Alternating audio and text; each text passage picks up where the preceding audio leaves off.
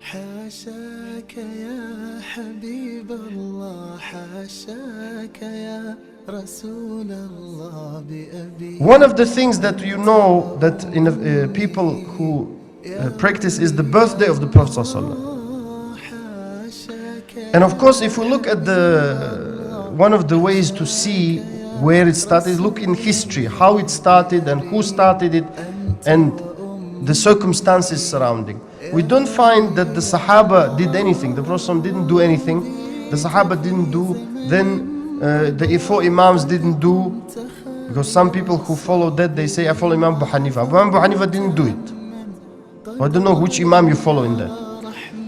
Then we go, then we come to the 4th century. The Fatimites, Al-Fatimiyun, in particular, began this when in the 4th century. Means that As-Salaf As-Salih, the righteous predecessors, which the Prophet ﷺ spoke about, the best of people are my generation, and those who follow them, and those who follow them. They were already done. The Sahaba, the Tabi'een, Atba'u Tabi'een, the ulama, never engaged in this. After that virtuous time, there came the Shia, the Fatimites, with the celebration of Mawlid, and it wasn't very popular. It became popular in the 6th century by a king named Al-Muzaffar Kawkaburi.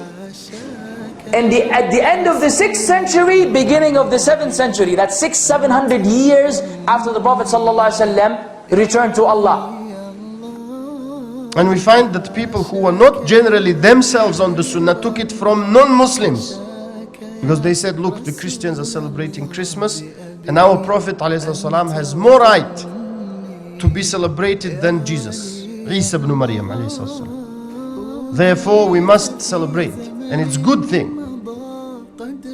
Then we say it's not correct for us to celebrate it, because the people who knew the religion better than us, they didn't do it. And who entertained it? The ignorant.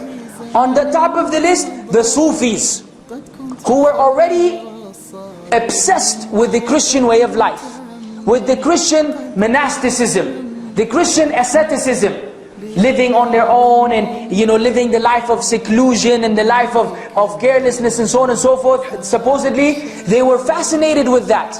And then they reached a point where they loved it, entertained it, and then everything the Christians came up with, they were on their path. So then, the Mawlid became popular. We do not invent or introduce new ways of worship. As some people, for example, they want to celebrate the birthday of the Prophet Muhammad SAW. So they say, well, this is something good. Just the idea of celebrating his birthday. What are we doing in the celebration? We're only remembering Rasulullah SAW. We're asking Allah to bless him. These are all good things. We remember his seerah, his life, and all this. These are all good things. You say this is not good in Islam? Yes, these things are good things. But to combine them on that day, every year, you have now created something new in the religion. This is bid'ah. We say the Sunnah of the Prophet ﷺ is not just what he did, but also what he didn't do. You have Sunnah fi'liyah, the Sunnah of actions which he did, and Sunnah tarkiyah, or Sunnah of actions which he didn't do, which are religion, dealing with the religion. The things he didn't do, it is Sunnah not to do. Very important.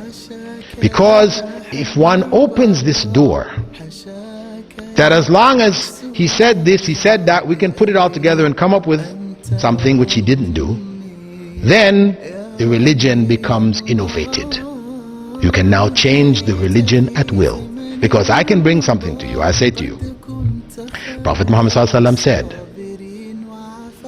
prayer in jama'ah is worth 27 times prayer by yourself. Everybody knows this.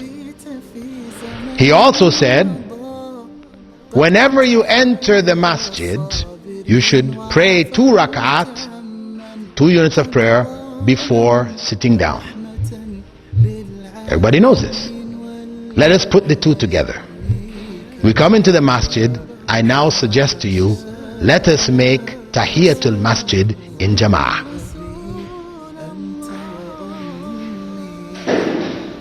If I suggest that, what do people say? Why can't we put them together and do it? Well, the Prophet ﷺ didn't do it. That's why, yes. He didn't do it, so we cannot do it. And that's emphasized by his well-known statement, ما تركت شيئا يقربكم إلى الله إلا وأمرتكم به. I didn't leave anything which would bring you closer to Allah without instructing you to do it. That's the bottom line.